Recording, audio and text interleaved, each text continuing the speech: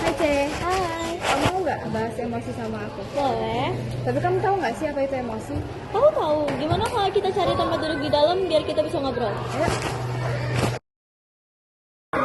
Menurut yang aku baca sih, emosional itu perasaan atau emosi yang ditunjukkan oleh orang lain. Jadi tuh emosi itu bukan tentang marah doang, tapi itu bisa sedih, bisa kecewa atau apapun itu.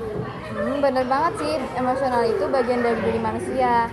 Semua orang pasti punya emosi, karena dari situ kita bisa merasakan dan bereaksi terhadap keadaan di sekitar kita. Contohnya kayak kita lagi marah, terus kita langsung ngomel sama orang, itu bakalan memperburuk suasana, makin panas suasananya. Jadi mending kita tenang dulu, karena selesaikan masalah tanpa ribut itu harus.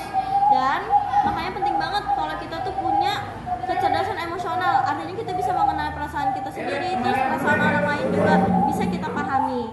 Orang yang punya kecerdasan emosional tinggi biasanya dia lebih bisa berpikir jernih, terus sabar juga menghadapi orang lain dan gampang bekerja sama sama orang lain. Berarti mengendalikan emosi itu bukan berarti kita nggak boleh marah ya, tapi tahu kapan dan gimana cara mengekspresikannya dengan baik. Bener banget. Misalnya kalau lagi kecewa, kita bisa cerita ke teman atau orang tua. Jadi bukan langsung nyalahin orang itu atau marahin orang itu. Nah, jadi kesimpulannya emosional itu adalah hak alami yang dimiliki setiap manusia, tapi harus dikendalikan dengan bijak supaya nggak merugikan diri sendiri atau orang lain. Kenali emosimu, kendalikan perasaanmu, dan tetap berpikir positif.